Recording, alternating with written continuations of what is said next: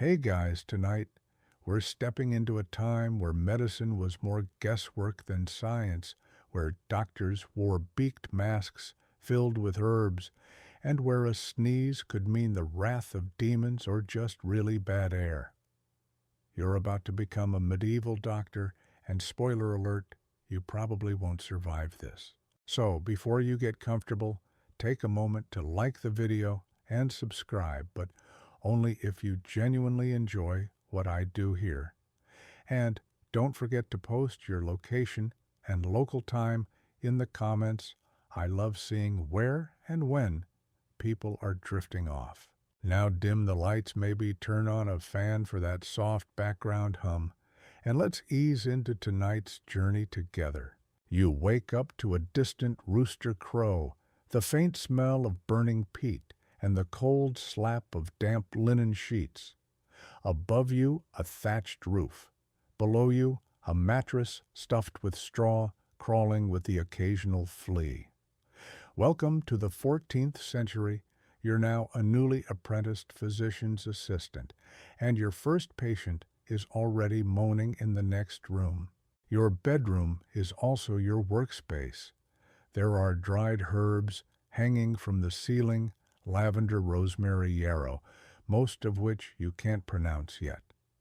Your mentor, Master Ethelric, is already hunched over a stained wooden table, scribbling on parchment with a quill that looks more bird than pen.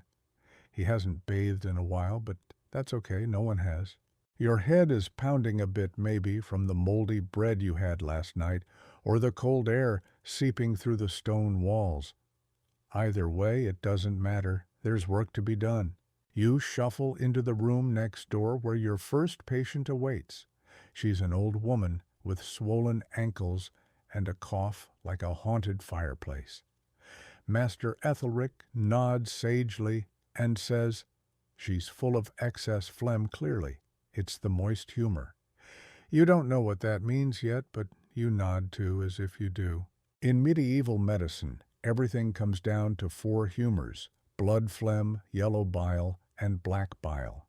Balance them and you're healthy. Tip them in the wrong direction, and boom, death by nosebleed. This system, handed down from Hippocrates and Galen, is the medieval doctor's version of Google, except instead of algorithms, you rely on color-coded vomit. Ethelric hands you a brass bowl and gestures for the patient to spit. It's greenish. You pretend to find this very diagnostic. He nods again and says, "Clearly influenced by the stars." Ah, yes, astrology. In medieval Europe, no respectable doctor would make a diagnosis without consulting the stars. You're told that the position of Mars can cause fevers, and Saturn, he's a cold-hearted killer linked to melancholy and, of course, pestilence. Some towns even post lunar calendars in public squares so people know which days are safest to bleed or purge. Historians still argue whether this was more spiritual ritual or genuine belief in astral science, but your job isn't to argue. It's to mix herbs and not accidentally poison anyone.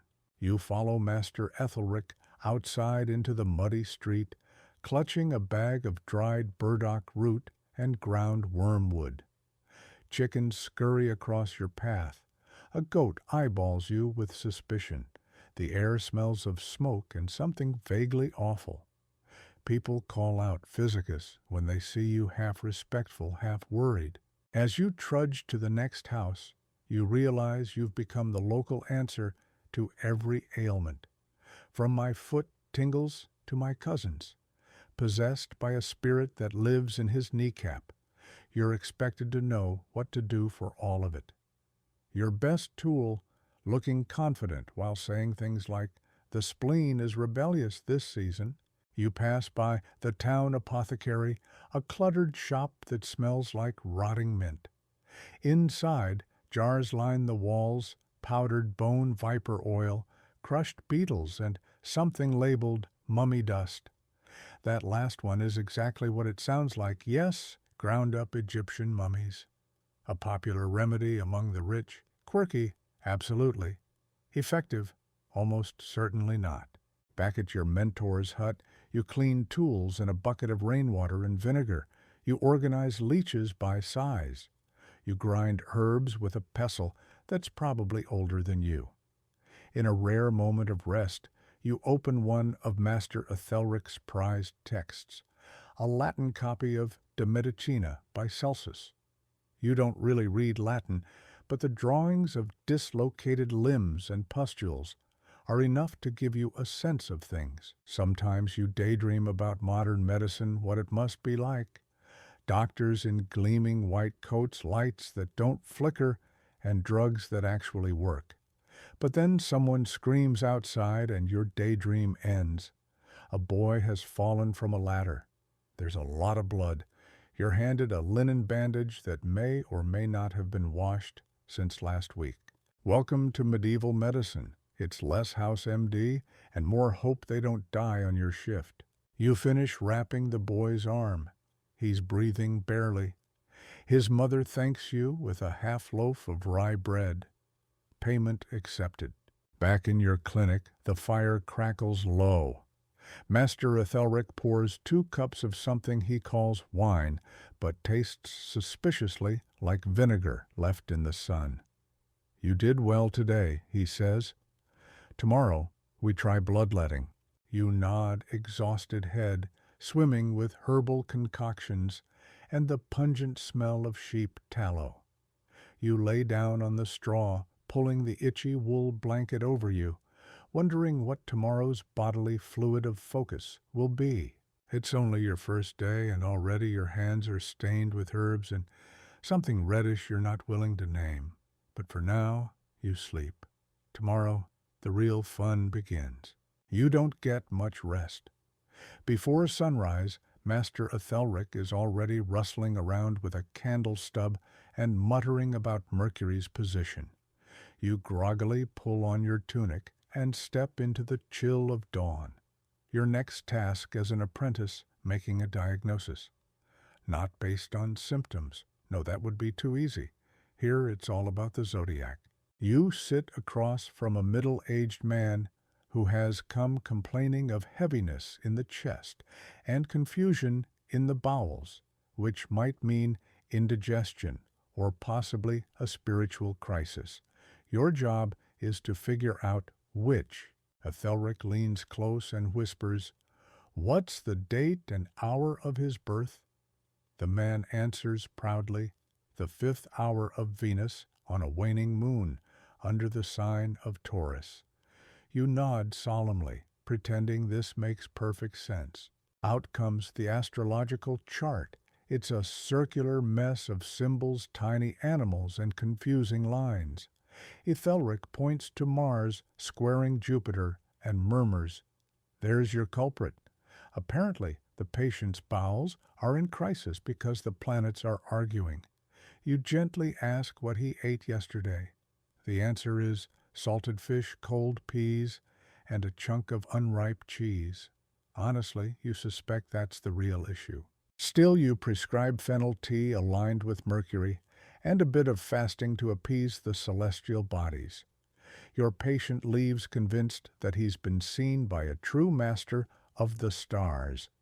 And to be fair, your handwriting does look mysterious enough to count as magical. Next comes urine.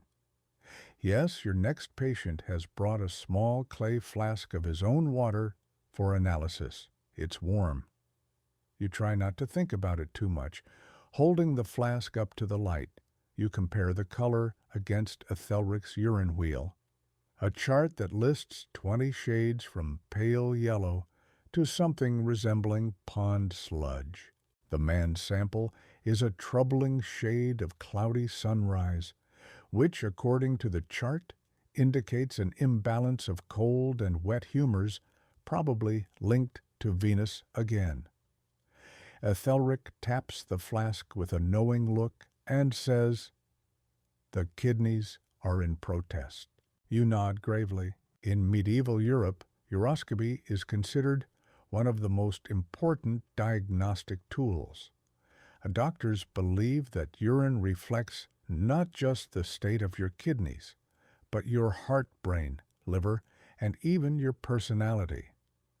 There are recorded cases of physicians diagnosing heartbreak or demonic possession based solely on a cloudy sample. Historians still argue whether any of this had practical value or was just elaborate color guessing. You give the man a concoction of marshmallow root and sage and advise him to avoid wet foods, which includes cucumbers, melon, and strangely eels. He thanks you with a chicken feather. You try to look honored. Later that afternoon, a wealthy merchant visits with his daughter. She's pale weak and sighs dramatically every few minutes. You're told she fainted during Mass. Ethelric strokes his beard and says, "It's the vapors," which is a vague diagnosis used for everything from boredom to full-blown tuberculosis. Once again, the stars are consulted. Her birth chart reveals a troubling conjunction of Saturn and the Moon, and she is tragically a Virgo. You try to explain that she might just be exhausted or malnourished, but your voice is drowned out by Ethelric chanting about melancholia and cold bile. Treatment: a blend of rose petals, cinnamon, and something called unicorn horn, which you strongly suspect is actually powdered narwhal tusk. Also, she must sleep on the left side of the bed for at least 7 nights and avoid looking at dogs. Yes, dogs, because they stir the humors. No one knows how. They just do. The patient is delighted with this mystical attention. Her father tips you with 2 copper pennies and a half-eaten apple. That evening, as the fire crackles, Ethelric offers you a sip of fermented nettle wine and lectures you on the ancient doctrine of signatures. This philosophy says that herbs reveal their healing powers by resembling the body parts they cure. Walnuts look like brains, so they're good for mental illness. Lungwort resembles diseased lungs, so it must cure coughs. And liverwort, well, you can guess. You wonder how far this logic could go. Do carrots improve eyesight because they're orange like the sun? Does lettuce help with laziness because it lies flat? You're about to ask, but Ethelric is now asleep with a cat on his chest and a book of horoscopes sliding to the floor. As you clean up, you reflect on how medicine in this world isn't just about science. It's woven with astrology, mythology, and intuition. You're learning to speak in metaphors, interpret dreams, and read symptoms in stars, not cells. And while part of you knows this isn't real medicine, not the way you'd like it to be, you also understand something strange and comforting. People want meaning. They want a story for their pain, whether it's Mars inflaming their liver or bad humor stirred by a rainy moon. It gives the suffering a kind of poetry. You tuck away the urine flask for disposal, pet the cat, and drift off under the flickering shadows cast by the hearth. Tomorrow, you're told you'll be taught how to bleed someone safely. You're not ready. But then again, no one ever is. Your second day as an apprentice begins with the ominous clink of metal tools being laid out on a wooden slab. You immediately regret waking up. Today you learn the noble art of bloodletting, a cornerstone of medieval medicine that seems more interested in making people bleed than in making them better. Ethelric says this with reverence. To release the bad humors, one must open the gate. That gate, you learn, is a vein, sometimes in the arm, sometimes the ankle, occasionally the neck, and sometimes, horrifyingly, the forehead. You wince. He hands you a dull knife that looks like it was last sharpened during a lunar eclipse and says, "We begin with oranges." There are no oranges. You begin with a goat. The goat bleats in protest. You feel a bit queasy, But you do as instructed, carefully nicking a vein in the front leg, while Ethelric nods sagely. Blood flows a little too eagerly and stains your already bloody tunic. This is the practice round. Next comes a real patient, a skinny blacksmith suffering from hot blood. This diagnosis was likely chosen because he's red-faced, coughing, and generally cranky. The assumption, too much heat, too much blood. Your job, drain him. You tie a cloth tightly above his elbow to make the vein pop. Ethelric taps the spot with his finger, then nods for you to proceed. You hesitate, mutter a prayer, and press the knife against the skin. It's not a clean cut. The blood that spurts out is a shade darker than you'd expect. You catch it in a shallow bowl, the color swirling like wine in storm water. The blacksmith groans, but stays still. Ethelric says he's showing excellent temperament, which probably just means he hasn't punched you yet. You're told to stop after about 8 ounces, a unit no one actually measures, so you just guess. A bandage of linen soaked in vinegar is applied. The blacksmith mutters something about demons leaving his body. You nod, dazed. Historians still argue whether bloodletting was ever actually helpful or simply a universal medieval placebo. Some claim it occasionally reduced blood pressure in the very short term. Others point out that it mostly weakened people and invited infection. The modern consensus: it was more ritual than remedy. But back then, bleeding wasn't a last resort. It was standard care for everything from fevers to headaches to heartbreak. Got a sore throat? Bleed from the neck. Achy joints? Try the ankle. Stressed? Open a vein and see if your soul lightens. Of course, if you were truly unlucky, the physician would call in the leeches, which, as luck would have it, you get to witness firsthand. The next patient is a nun with a mysterious swelling near her ribs. Ethelric suspects blocked humors. He announces that leeches will rebalance her fluids. You fetch a small jar filled with several twitching creatures pulled from a local swamp. The nun looks skeptical. You do too. One by one, the leeches are placed along her side. Their little mouths latch on, and soon small red rivulets begin to flow. It's slow, silent, and weirdly mesmerizing, until one leech decides to wander toward her navel. You grab it just in time. Crisis averted. Fun fact: medieval doctors believed leeches could smell disease sort of like tiny bloodthirsty beagles. They were prized tools, especially if you could get imported ones from Hungary, which were supposedly more refined. Some wealthier patients even gave their leeches names. You wonder what that says about their social lives. You also learn that not all bleeding is external.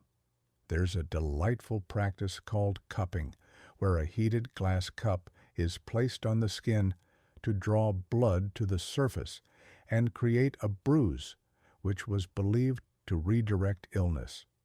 If that didn't work, scarification, making shallow cuts in the skin before cupping, was the deluxe option. You're shown the technique with great pride. You do not feel proud. By midday, the smell of iron-rich blood, old vinegar, and boiled herbs clings to everything. Your hands are stained red. You wash them in lavender water, not because it sterilizes anything, but because it makes you feel vaguely human again. You sit outside briefly nibbling a crust of bread. A nearby cart rattles by its driver, hawking pig bladders and goose grease.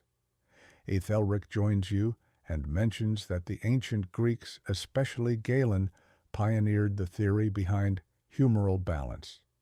A system of elegance, he says, when practiced by those who understand it. You quietly wonder how often understanding it really helps anyone. And yet the townsfolk seem comforted. After a bleeding, even if they're weak and dizzy, they feel like something's been done. Action has been taken. The badness has left the body. It gives them hope. You can't argue with that. Your final lesson of the day is how to dispose of the blood. You carry the basin outside and pour it into a small pit behind the infirmary, beside what used to be a vegetable patch. You try not to breathe too deeply. As the sun sets, Ethelric places a reassuring hand on your shoulder. You didn't faint, he says. That's better than most. You lie awake later in the apprentice's corner, haunted by the day's sights and smells, the warm stickiness of blood, the glassy stare of the blacksmith, the tiny wriggling leech that fell asleep still attached to your sleeve. You peel it off and toss it in the fire. Being a medieval doctor is not glamorous. It's messy, half-blind guesswork flavored with ritual and soaked in superstition. But it's also, strangely, a form of hope. In a world with no antibiotics, no germ theory, and no anesthesia, you realize that sometimes hope is the most powerful medicine anyone has, even if it comes in the form of a goat, a jar of leeches, or a well-placed knife. You wake to the clanging of bells outside the infirmary, a low, urgent sound that pulses through your skull like a headache waiting to bloom. Someone is pounding on the wooden doors. The voice is frantic. Another case this time, a young woman said to be possessed. Welcome to medieval psychiatry. You scramble up half-dressed and join Ethelric as he opens the doors. The girl's father drags her in eyes wide, stammering something about voices in the walls, shaking fits and uncontrollable, screaming at the moon. She trembles in his gripped teeth, chattering pupils blown wide. Ethelric strokes his beard and mutters, "Wandering womb." Yes, that's a real diagnosis. You've heard whispers about this before, an ancient belief that a woman's womb can actually move around inside her body like a curious sulking cat. If it gets too close to the heart or brain, it causes hysteria. The treatment, foul smells near the nose and pleasant scents near the pelvis to lure the uterus back to its rightful spot. You can't make this up. So while Ethelric prepares some rosemary and garlic paste, you fetch the tools burnt, feather smoke for the nose, crushed myrrh and honey for below. The girl flails weakly but allows the process. You feel ridiculous performing a kind of aromatic puppet show meant to coax her internal organs into submission. Historians still argue whether hysteria was a medical misunderstanding or a social tool to suppress women who didn't conform. Probably both. Either way, you're told the girl will recover with patience and prayer. You suspect a warm meal and some rest would help more than incense and insults, but you keep that to yourself. Afterwards, you ask Ethelric whether this truly helps. He shrugs. The mind is a mist. Sometimes a scent gives it shape. You don't quite know what that means, but you nod solemnly anyway. Later that day, you meet a boy whose madness expresses itself as babbling and twitching. He was once bright, they say, until one night he woke up screaming and never stopped. There are no terms for epilepsy or schizophrenia. Here, only devil's tremor and lunatic wind. Your tools: chains to stop movement, cold water to shock the senses, and the ringing of church bells nearby to scare off spirits. It feels more like torment than treatment. The boy is dunked into a barrel of icy water. He thrashes, but no one flinches. He emerges gasping, eyes rolled skyward, and for a moment he's still. They call this a sign that the demons have retreated. You're not convinced. You dry him gently, wrap him in linen, and light a candle. That's all the comfort you can offer in a world where mental illness is rarely met with understanding. Just fear, superstition, and maybe a sprinkle of holy water. And if none of that works, there's always trepanation. Ethelric shows you the skull of a former patient, a neat circular hole carved directly into the bone. To release pressure, he says, tapping it like a melon. You feel your stomach drop. This is no metaphor if someone suffers from extreme headaches, confusion, or what they call melancholy. The idea is to literally drill into their head, to let the bad spirits escape. The tools are horrifying. A small hand drill, a chisel, and a flat spoon-shaped scraper. The patient is usually awake. Sometimes they're restrained. Sometimes they're just very, very brave or desperate. One case is still fresh in Ethelric's memory. A man plagued by visions, serpents in his sleep, voices in the trees, consented to the procedure. He survived the drilling, but not the infection. You ask if Ethelric regrets it.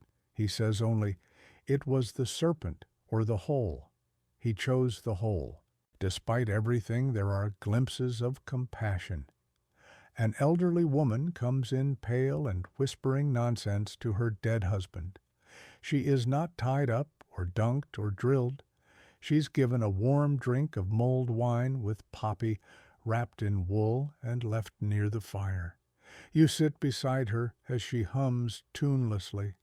Something about the crackling logs and her faraway stare feels peaceful. You learn that herbalists often dealt with what we'd now call psychiatric cases. Chamomile for anxiety, valerian root for sleep, lavender to calm the nerves.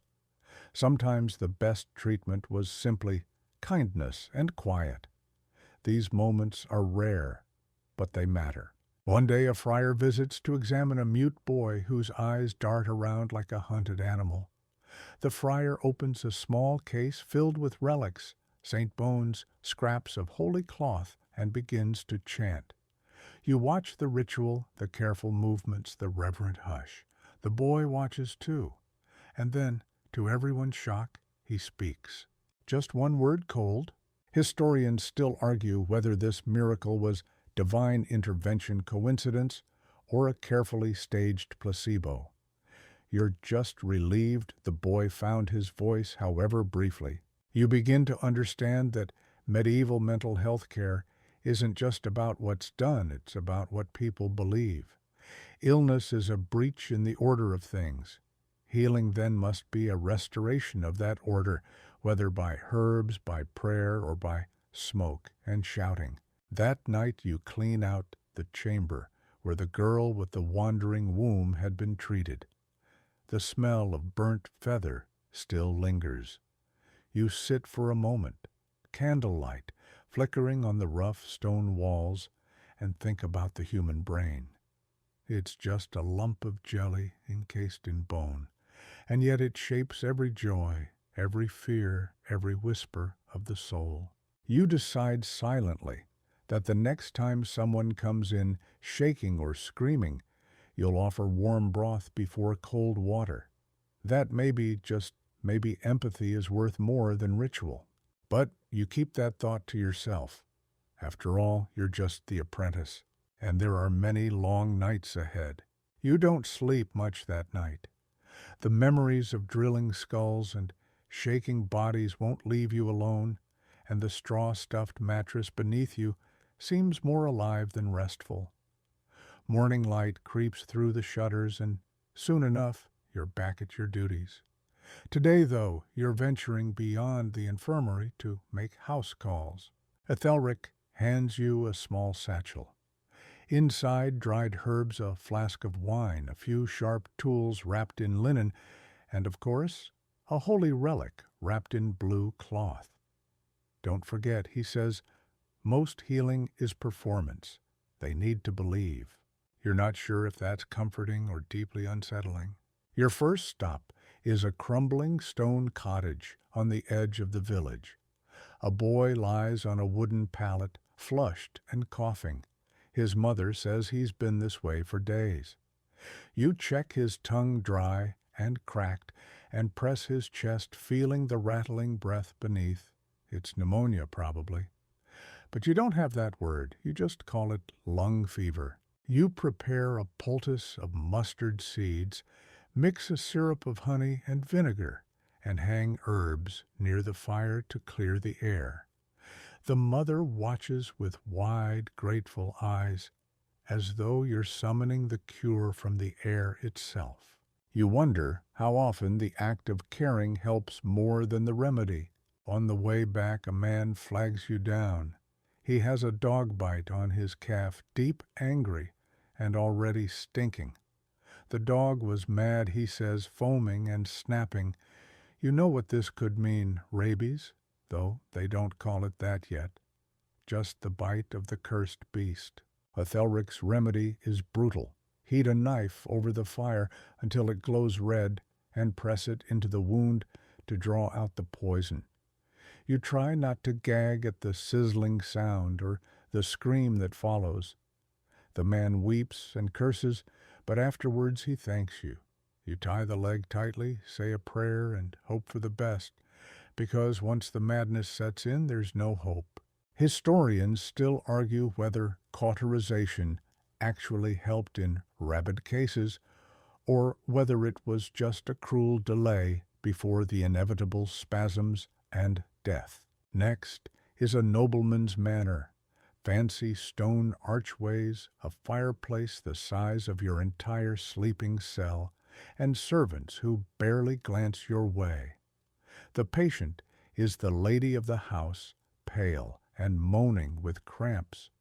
Her chamber smells of lavender and expensive wood polish. The cause: likely food poisoning from too much undercooked meat or spoiled cream, but she insists it's a curse cast by a jealous neighbor. The local priest nods gravely, already lighting incense and placing salt at the doors. You're asked to provide physical balance, so you check her pulse, cool her forehead, and mix a draught of mint and ginger in wine. You whisper that she must eat lightly and rest, but not too much lest the humors stagnate. As you leave, the priest leans in and murmurs, "Sometimes we heal with our eyes closed." You're not sure if he's mocking you or letting you in on a sacred secret. You walk back through the village square where a crowd gathers around a traveling quack, some self-proclaimed miracle worker with a cart full of colored powders and promises. He offers a cure for everything: broken bones, broken hearts, infertility, warts, even unwanted thoughts. You watch fascinated and horrified as people hand over coins for tiny glass bottles and bits of dried beetle. Some claim to feel better. Others just walk away, quietly disappointed. You mention this to Ethelric later, expecting scorn, but he just shrugs. Sometimes a man needs a story more than a cure. You carry that with you into the next visit, a birth. You've only seen one so far, and it wasn't gentle. The mother screamed for hours. The midwife muttered prayers and threats in equal measure. Blood pooled on the floor. The baby came out blue and still. But this time things move quickly. The mother breathes steadily. The midwife is confident. You offer herbs to ease the pain, pennyroyal and raspberry leaf, and warm towels by the fire. Then the child arrives slick and wailing, and it's a girl. You exhale for the first time in minutes. Life feels like a miracle here. Not the magic kind, but the gritty, earned kind. A kind of stubborn, fleshy hope. You clean the baby, wrap her tight, and place her in her mother's arms. The room is quiet now, just the crackling of the fire and the baby's soft breathing. You don't say a word. You just sit with them a moment longer. That night, you clean your tools by candlelight, scrubbing away the blood and ash. You start to notice how different your satchel looks, now less like a healer's and more like a gambler's. Every remedy is a bet. Will this herb soothe or sicken? Will the wine mask pain or steal breath? Will the patient rise or fade? One of your last calls that week is a man with a swelling devil. That's what they call tumors or abscesses or cysts, anything bulbous and growing where it shouldn't. This one's on his shoulder, angry and red. He says it whispers at night. You ignore the whispering part and focus on the boil. Ethelric gives you the nod, time to lance. You heat your blade, brace the man, and slice. Pus oozes out in a slow, thick river. The smell is indescribable. You think you might never eat porridge again. But the man groans in relief. The pressure is gone. You dress the wound with honey and yarrow wrap it tight and pray it doesn't fester. Later, Ethelric says, "It's not the blood that kills. It's what comes after." You write that down. Your days blur a wheel of wounds, herbs, prayers, and hopeless guesses. But you keep going. You trudge to the next cottage, the next manor, the next cry for help. Because somehow in this grim carousel of sickness and survival, there's something oddly comforting, the rhythm of care, the ritual of trying.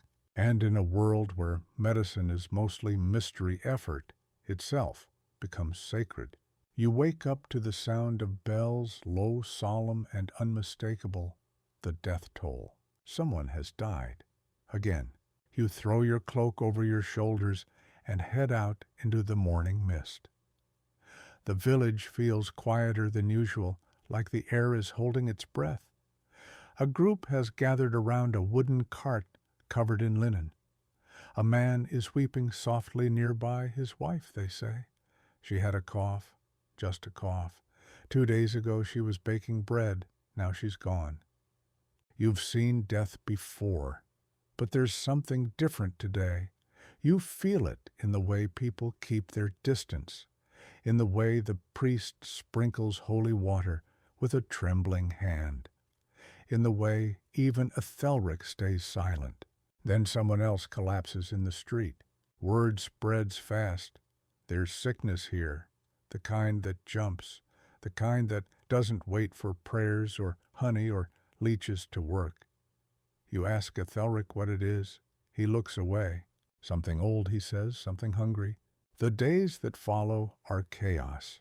People start coughing, then bleeding. Some develop black welts the size of walnuts under their arms and on their necks. The air smells strange, like rot and smoke and sour sweat. The bells toll every few hours now. You're told to help clean the infirmary. You do more than that. You sleep there, work there, eat there.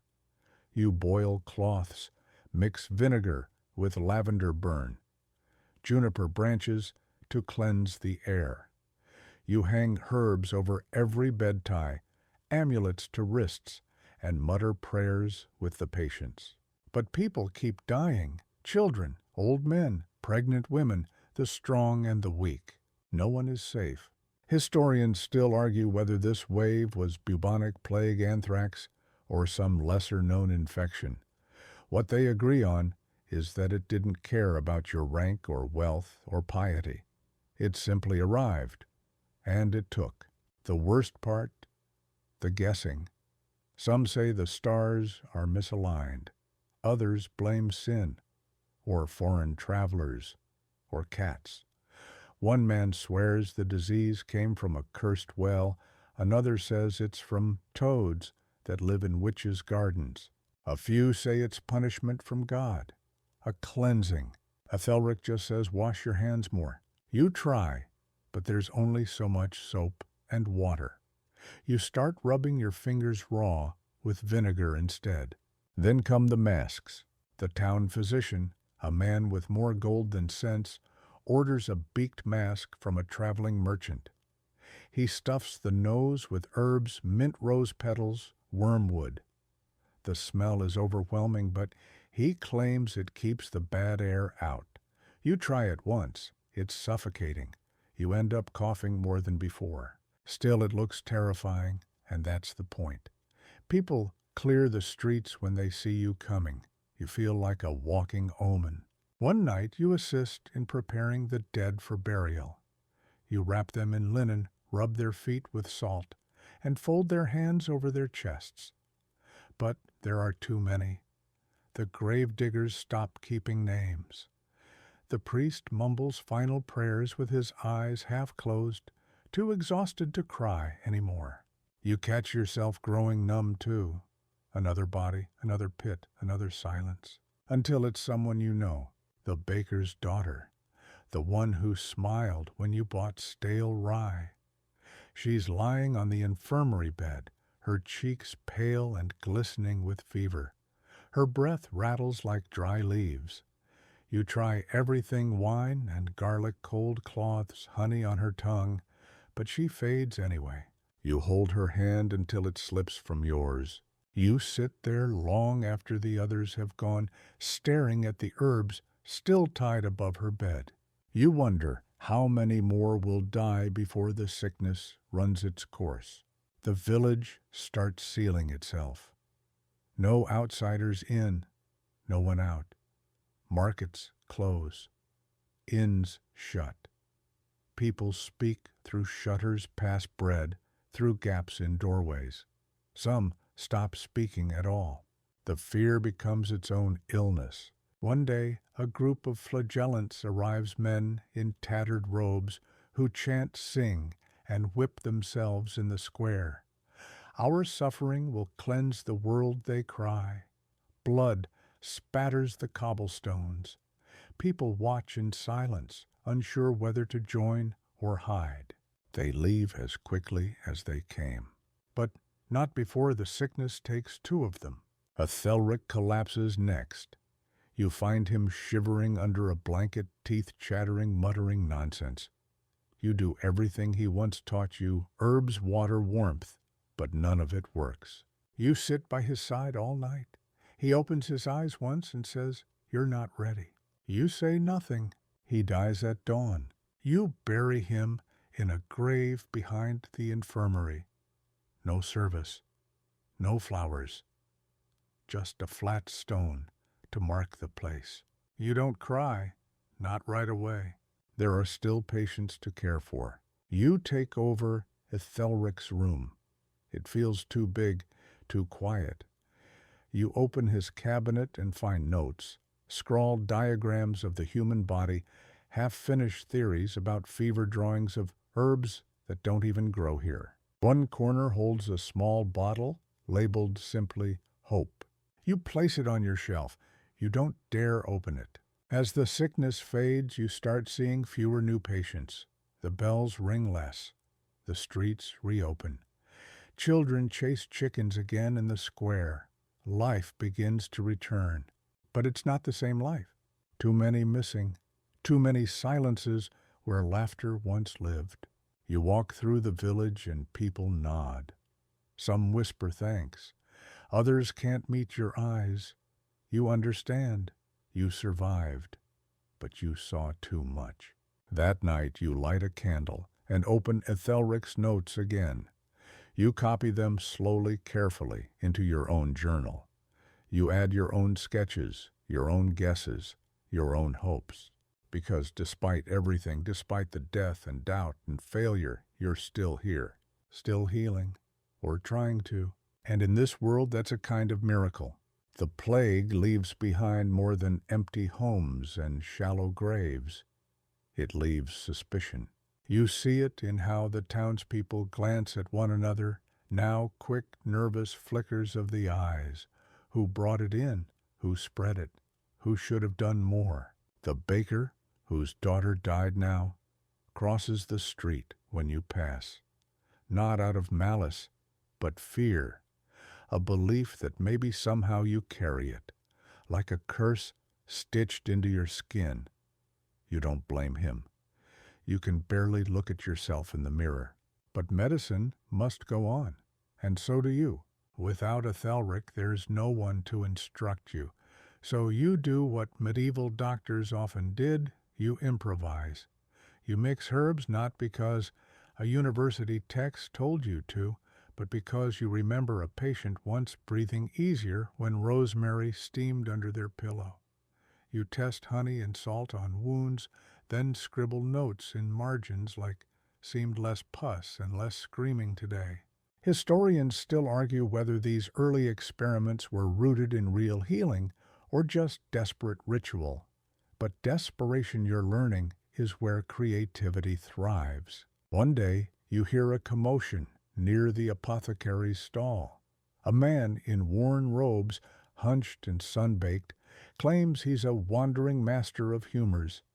He carries a pouch of dried frogs and a sack of ground bone. You recognize the smell of snake oil.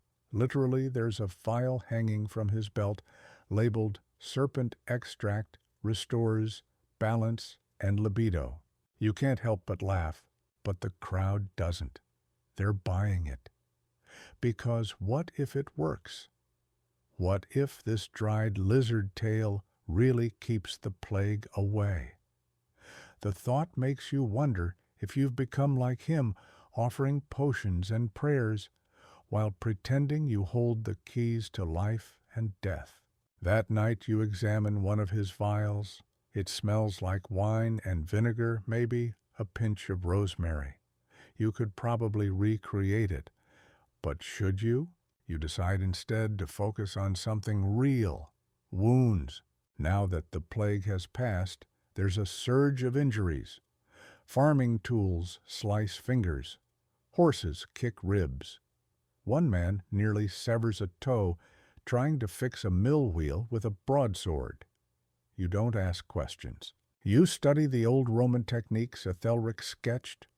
Poultices made of honey wine boiled with thyme cauterization with hot iron. Its medieval medicine's most brutal tool closed the wound by burning it shut. You dread using it, but you do. You learn how to heat the metal until it's just right, not glowing, not black. You listen for the sizzle. You breathe through the screams. You start dreaming in smells, smoke blood and lavender. The lavender's the worst. It tries too hard to be nice. One afternoon you help a woman with a deep wound on her leg, infected oozing. Her husband pleads with you. You know what you have to do. You cut, clean, burn. She survives, barely, but you think maybe she wouldn't have it all if not for you. It's a strange kind of pride, one that aches. You begin to think about other ways to help. So you try something new. Observation.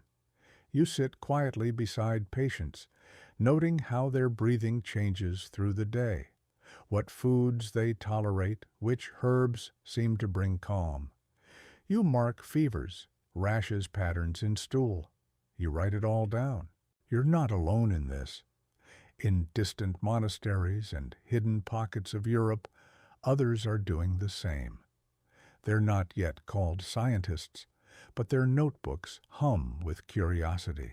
One curious case rolls into your care, a nobleman's servant, pale as parchment with a swollen belly and skin stretched tight. He moans through the night. The nobleman demands healing. He was fine yesterday. You feel the stomach tense, hot tender. You suspect something inside has burst. Ethelric once called it the belly death. Not much you can do except leeches, wine, and hope. But the nobleman wants more. He demands a surgery. Surgery? You've only ever read about it, rare, extreme, usually deadly. But then again, everything is deadly. So you agree. You prepare the tools, knife-cloth needle. You clean them with boiled wine and your own breathless prayers. You bite your lips so hard it bleeds as you make the incision. It goes badly. The servant screams. The nobleman faints. You sweat so much it runs into your eyes. You remove a mass greenish soft, probably an abscess. Then you sew him up. He dies the next morning. You bury him before the nobleman wakes. He leaves without another word. You never try abdominal surgery again, but you keep writing. You note everything. You begin sorting your entries, wounds, fevers, swellings, coughs. You realize you've made a rough sort of manual, a chaotic mess, yes, but something useful, something Ethelric would have smiled at. One night, you fall asleep reading your notes and dream of a great stone building filled with people in long robes, arguing gently about blood and phlegm and bile. One of them uses a magnifying glass to peer at a drop of water.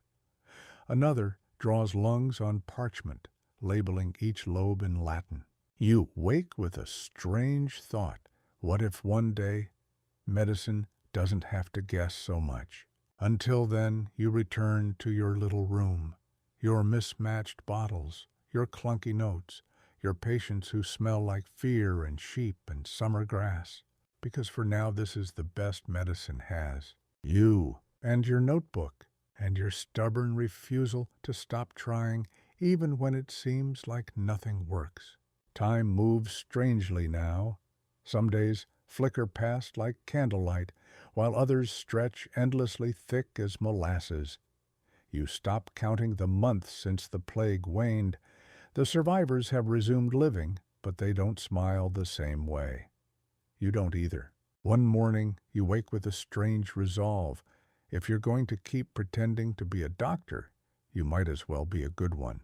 Not just for the patients, but for yourself. You begin seeking knowledge more deliberately, not from dusty town records or superstitious hearsay, but from others. You travel on foot to a nearby priory, hearing they house an infirmerer, a monk with some medical learning. The path winds through woods and over crumbling stone bridges. Birds chirp, unaware of human suffering. You're jealous. The priory looms simple but dignified. Whitewashed walls, a small herb garden, and rows of bees buzzing lazily beside the cloister. Brother Anselm meets you with a raised brow and a laugh. Another plague doctor looking for secrets, he says. His robe is patched at the elbows, but his hands are steady. You explain your situation, your past, your failures. He nods. Then you've come to the right place. We are all failures here. That's why we study. For the first time in what feels like years, you exhale. The monastery infirmary smells of thyme, beeswax, and boiled linens. It's simple, but well kept. Anselm shows you their tools, some similar to yours, others alien. He teaches you to make oxymel, a mix of vinegar and honey used to soothe throats. You write it down in your notebook. You spend days there, then weeks. They let you copy manuscripts, handwritten, ink-stained pages in Latin, filled with diagrams of the body, as imagined by Galen and Hippocrates. Organs drawn like fruit's veins, sketched like creeping vines. One image shows the brain as a 3-room temple, each chamber containing one of the soul's faculties. You raise a brow. Anselm just shrugs. We all work with what we have. You learn about the doctrine of signatures, a belief that God marked plants with clues to their healing powers. Walnuts resemble brains, so they must help with head pain. Liverwort shaped like a liver must aid the organ. Historians still argue whether this was divine intuition or botanical delusion. Still, you find yourself drawn to it. Not because it always makes sense, but because it's beautiful, a poetic lens for an ugly world. In the evenings, you and Anselm sit beside the fire discussing the stars. He's convinced the planets affect humors. Mars governs blood. Saturn brings melancholy. You smile, sip warm cider, and don't argue. because arguing means you stay awake longer. Then one night, a knock rattles the infirmary door. It's a messenger. A noble estate nearby needs help. Their matron collapsed after childbirth, and none of the wet nurses know what to do. You don't hesitate. You gather your tools. Anselm blesses you quietly. Try not to kill anyone, he says. A joke, probably. You ride to the estate. The hall smells like perfume and stale wine. Silk curtains billow, candles flicker nervously. The matron lies pale, bleeding faintly from beneath her sheets. You note the fever, the dullness in her eyes.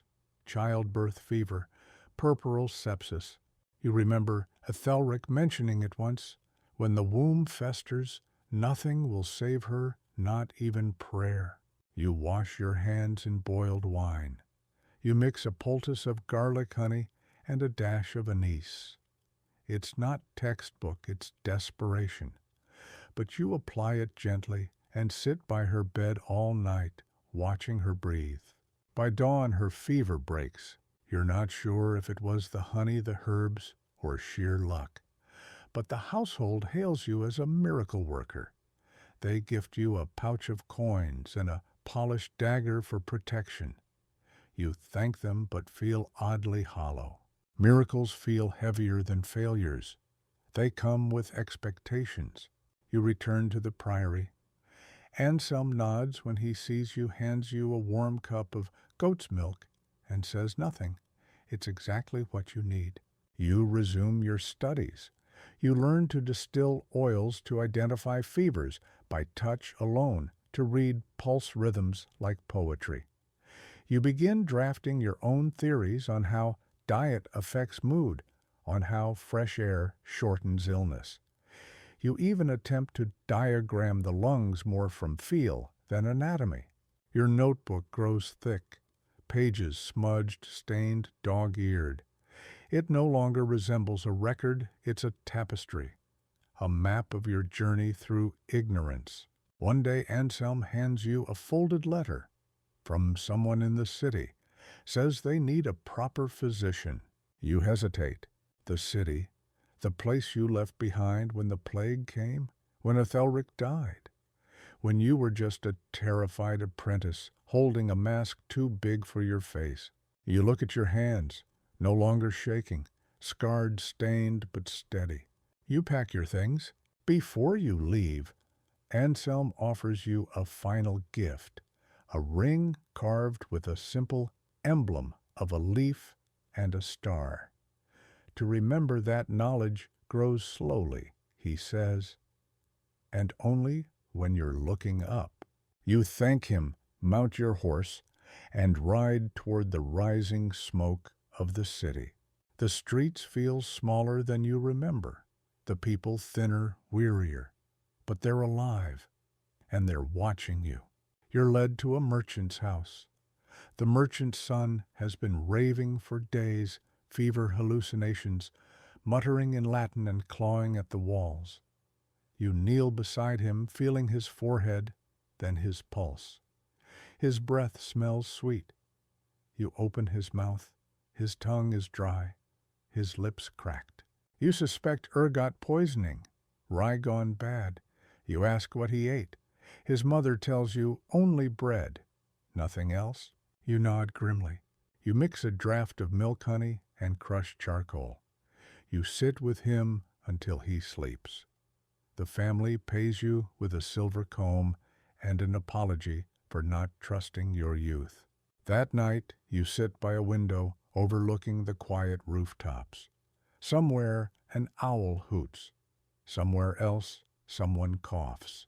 You feel tired but ready, because you are no longer the apprentice. You are the doctor now, and you still have so much more to learn. You rent a small room above a candlemaker's shop. The walls are thin, and the smell of wax is constant, but it's yours.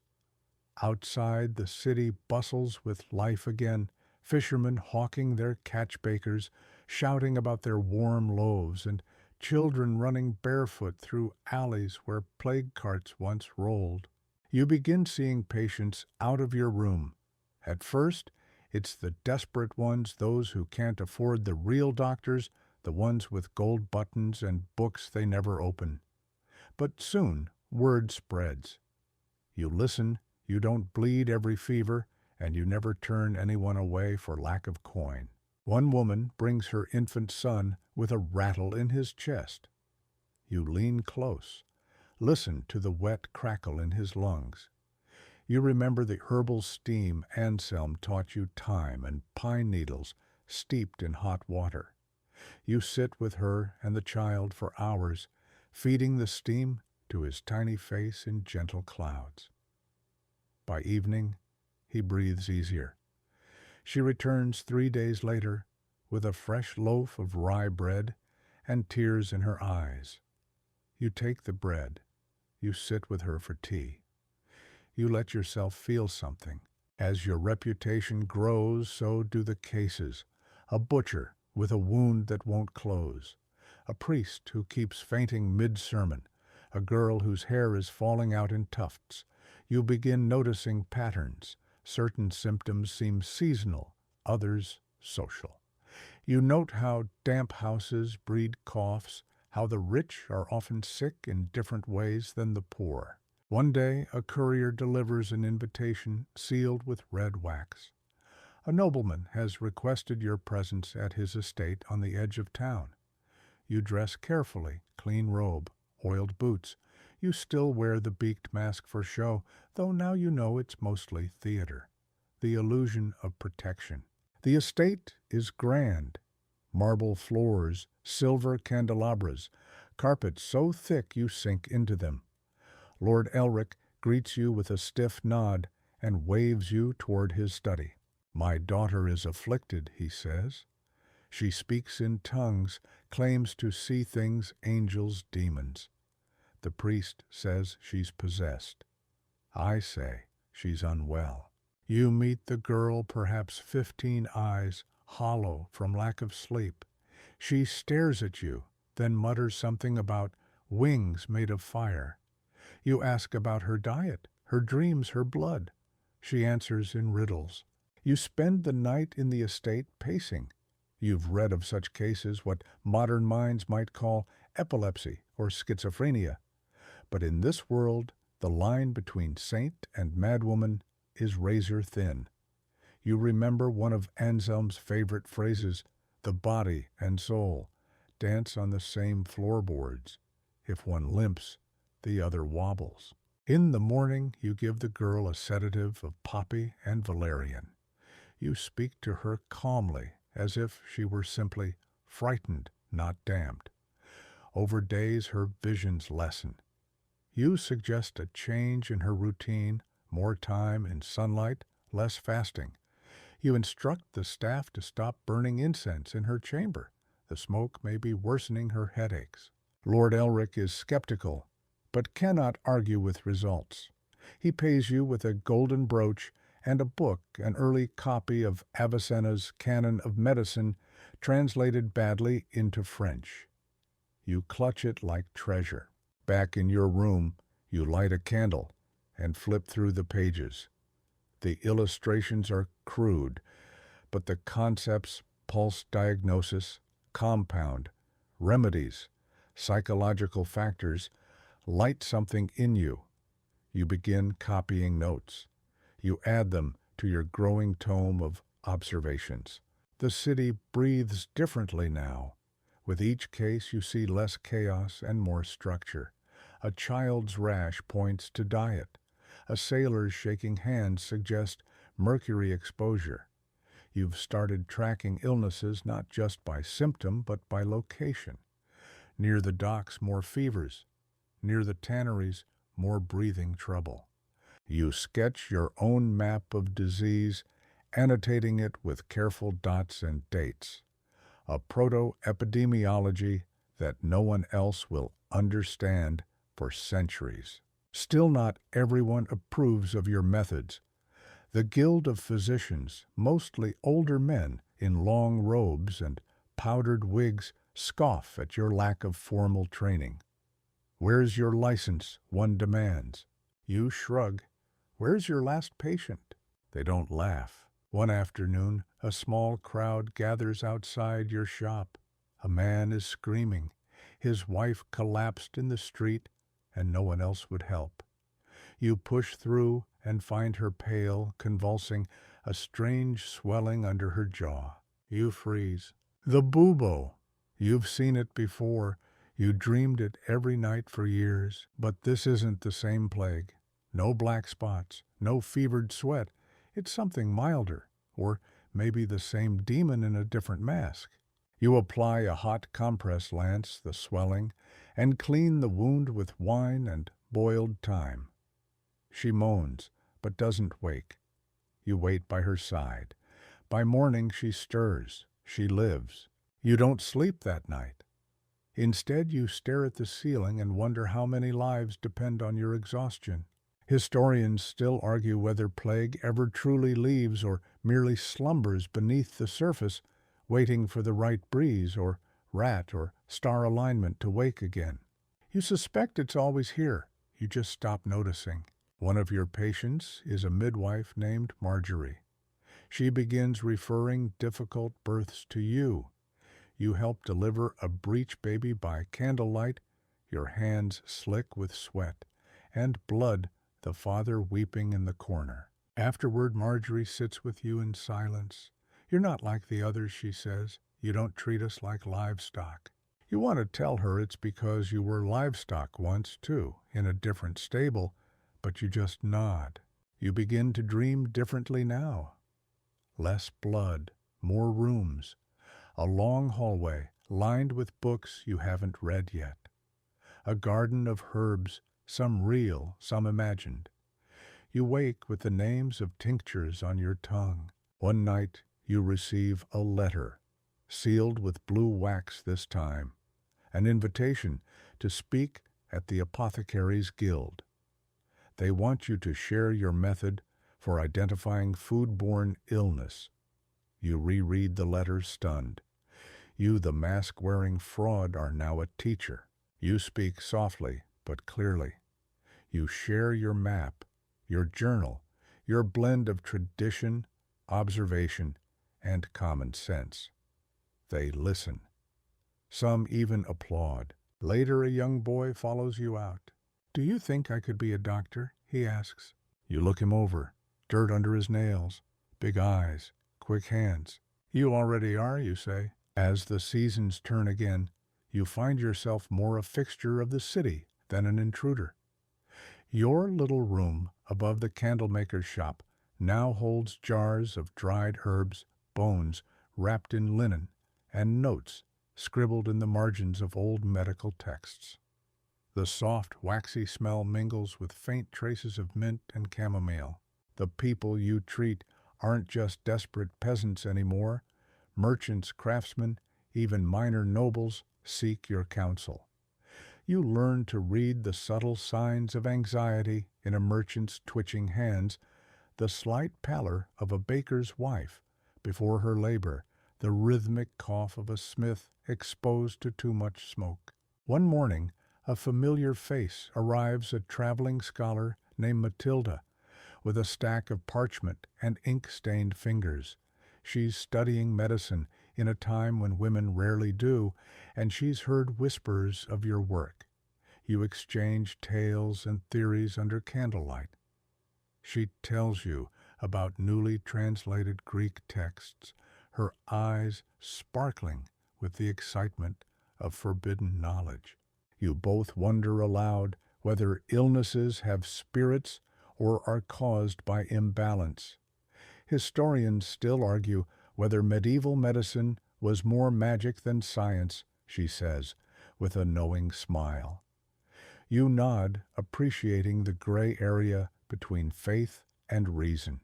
The city itself hums with cautious recovery. Markets bustle again, bells ring in distant churches. You feel the pulse of life beneath the scars plague left behind. Yet, with life comes new challenges. A mysterious illness spreads in the poorer quarters, children falling ill with strange rashes and fevers. You visit families, observe symptoms, note patterns. You suspect contaminated water, but lack the tools to prove it. At night you dream of clear rivers and clean wells. One afternoon, a man arrives at your door, an apothecary with a crooked smile and a pouch of rare herbs.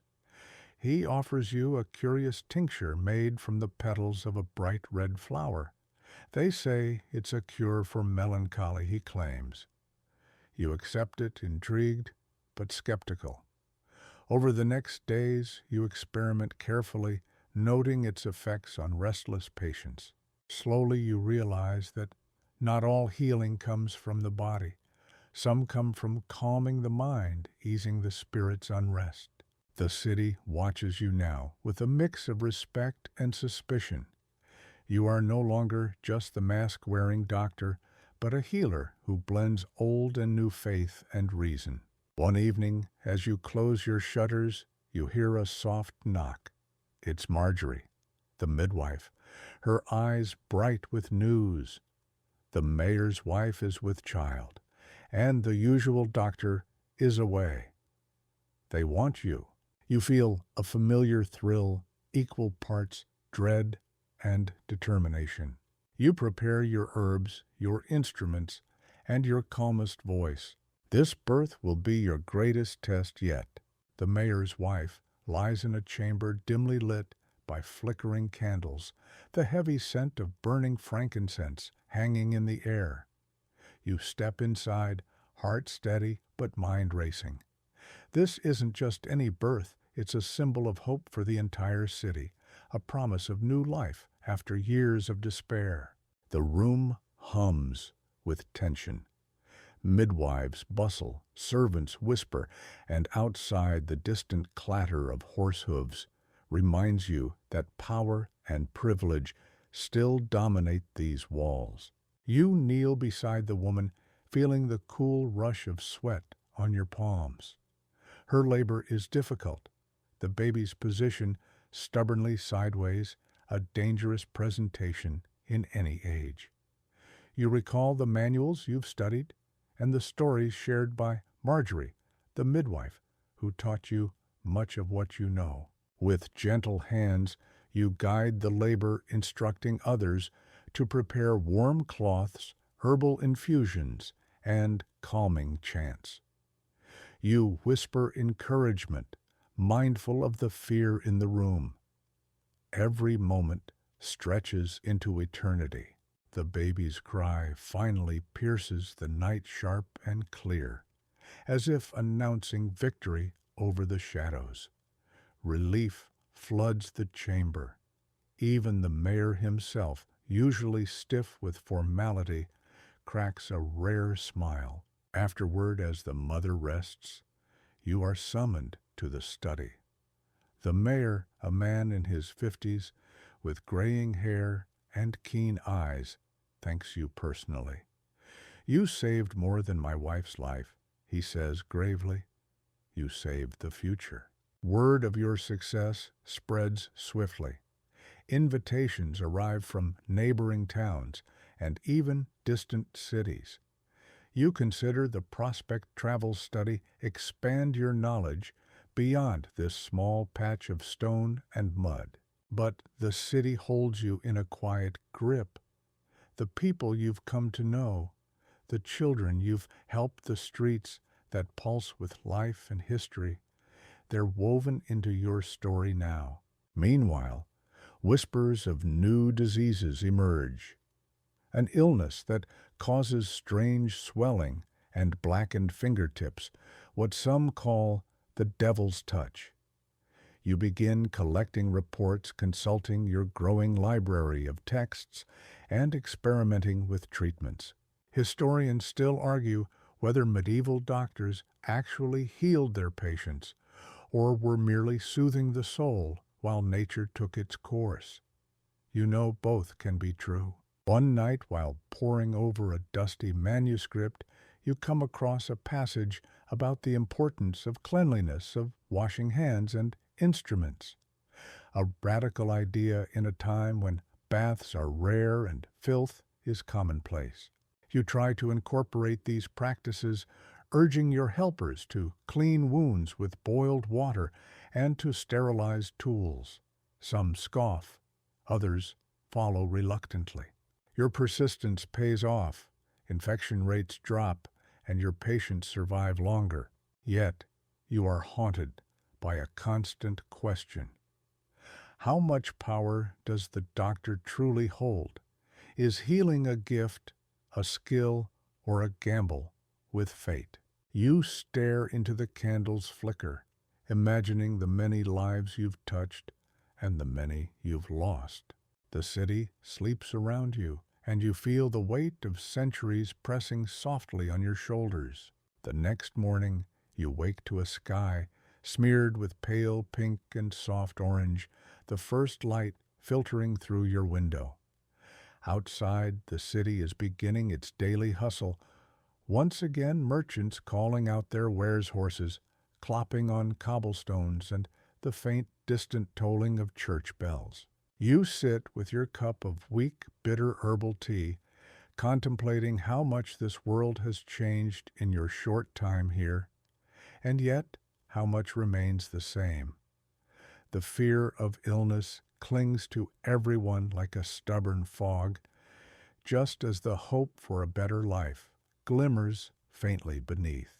Your days settle into a rhythm, diagnosing, treating, comforting, and recording. You've become part detective, part caregiver, part scientist, part magician. Some might say you're a witch, others whisper you're a saint. The line between the two often blurs in the shadows of candlelit rooms. One curious incident stays with you. A merchant arrives with a curious complaint. His tongue is coated with a strange white film, his mouth dry and sour. He says he's been traveling through marshlands and drinking from shallow pools. You suspect what later texts might call fungal infections, but here you brew a concoction of vinegar and herbs, instructing him on cleanliness. He returns weeks later, smiling and healthy, offering a small pouch of spices in thanks. You also start noticing a strange social effect. The sick aren't just physically ill, they're isolated, feared, sometimes accused of witchcraft or divine punishment. You wonder how much healing would improve if fear and suspicion were also treated. In the evenings, you meet with Matilda again. She shares tales from her travels, strange remedies from far-off lands, powdered tiger bones, fermented snake wine, and mysterious plants that grow only in hidden valleys. You swap ideas, debating fiercely, but always with respect. Historians still argue whether medieval doctors truly understood disease or simply followed superstition and tradition, Matilda muses one night. You nod, thinking about your own small victories and failures. Despite progress, you cannot ignore the dark corners. Occasionally, a patient's condition worsens overnight. You try bloodletting on a man with a raging fever, hoping to balance the humors as the old texts advise. He dies quietly, leaving you with a knot of sorrow in your chest. One evening, Marjorie brings news of a strange illness sweeping through a nearby village. Children struck down with coughing fits and blue lips. The rumors call it the choking sickness. You prepare your herbs and journey out with a small group of helpers. The village is grim. Faces, pale homes, shuttered. You move among the sick, offering what relief you can: steamy infusions, gentle massages, prayers whispered in the quiet air. You stay days, documenting symptoms, advising isolation, urging cleanliness concepts still alien to many. Slowly, you see signs of improvement. The villagers breathe easier. You realize your work is no longer just about treating symptoms, but preventing suffering. You return to your city with a heavy heart but renewed purpose. The plague may lurk still, but your knowledge grows like a candle in the dark. Back in the city you find it changed again, shops rearranged faces, new and old, blending into a mosaic of life, scarred by the past but eager to move forward. Your reputation has blossomed, and with it the responsibilities multiply. People now look to you not only for healing, but for guidance, for reassurance that the dark times might finally be waning. You begin teaching a small circle of apprentices, young men and women curious about the secrets of healing. You show them how to prepare poultices, how to read a pulse, or at least try and how to listen, not just to symptoms, but to the stories patients tell. Medicine is as much about heart as it is about herbs, you remind them. Among your students is Elias, a bright boy, fascinated by the human body, who questions everything. Why does the blood turn black after death? He asks one afternoon, holding a brittle bone. You chuckle softly, explaining the mysteries of decay and the limits of current knowledge. Historians still argue whether medieval anatomical studies actually advanced medicine or just led to confusion, you say. You also begin experimenting with surgical tools, crude but effective.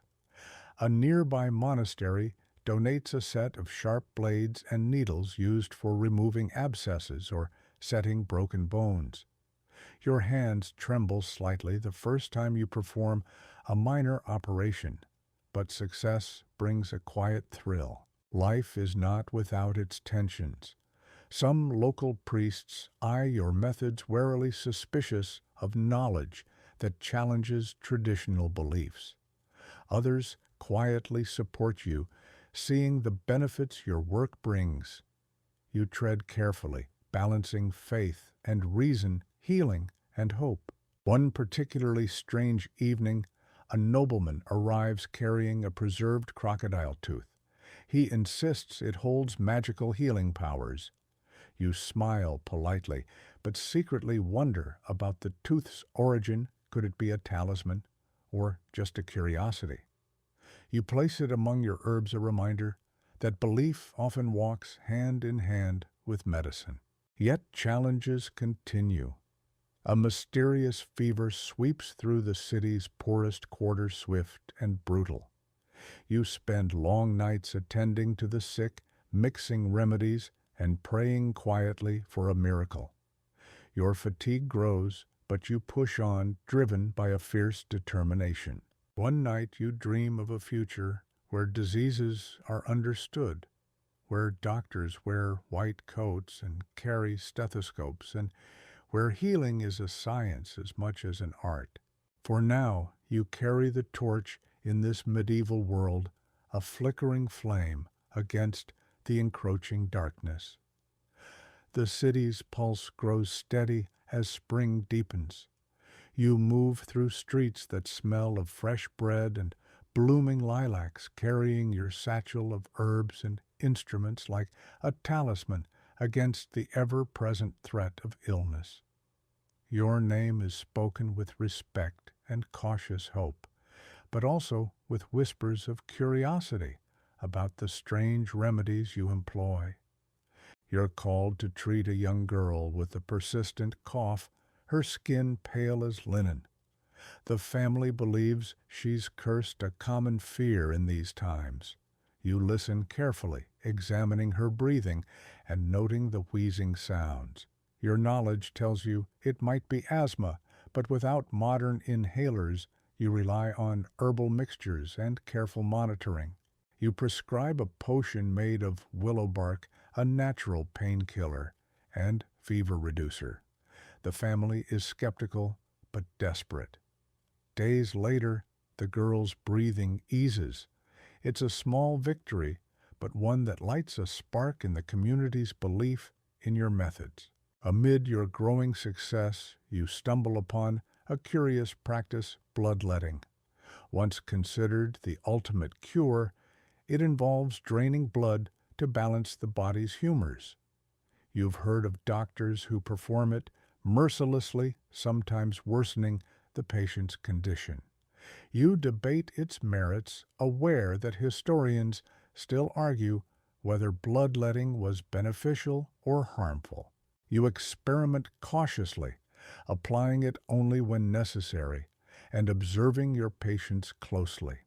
Sometimes it helps, sometimes it harms. Medicine here is a game of trial and error, hope and humility. One day, a mysterious traveler arrives, a physician from a distant land who carries scrolls filled with knowledge from the Islamic Golden Age. He speaks of advanced surgical techniques and the importance of hygiene concepts revolutionary for this time and place. Together, you discuss the need for better understanding of anatomy and disease transmission. His presence feels like a glimpse into the future, a bridge between worlds. Yet danger lurks still. Rumors of a new plague spread like wildfire. You prepare your remedies, fortify your resolve, and remind yourself that fear often kills more than the illness itself. On quiet nights, you walk the city walls, gazing at stars obscured by smoke and fog. You remember earlier days when crocodile dung was suggested as sunscreen and leeches were common tools. The journey from superstition to science is slow and fraught with setbacks. But you are a part of that journey, and with every patient, every healing touch, you move it forward. The seasons turn again, and with them the city breathes a tentative sigh of relief. Your days grow longer, filled with new challenges and unexpected triumphs. You've learned to read the subtle signs of disease, the slight pallor, the faintest cough, and to trust your instincts as much as your texts. A steady stream of patients arrives, farmers with fevers, children with rashes, merchants with mysterious aches. You work tirelessly, often feeling the weight of their hopes pressing down on your shoulders. The burden of being a healer in such precarious times is immense, but you bear it with quiet dignity. One evening, as dusk settles softly over the rooftops, you attend a council meeting. Town leaders seek your advice on improving public health. You propose basic sanitation measures, cleaning streets, removing waste, isolating the sick. It's revolutionary, but met with resistance and disbelief. Still, you press on, convinced that change, even small, is possible. You begin organizing teams to clean common areas and teach families about hygiene. Your efforts mark the earliest sparks of public health. In quieter moments, you reflect on how far you've come.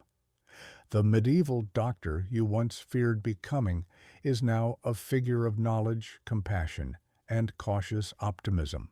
You recall the odd remedies you tried: crocodile dung, sunscreen, snake, wine, elixirs, and leech therapy, and smile at their place in your journey.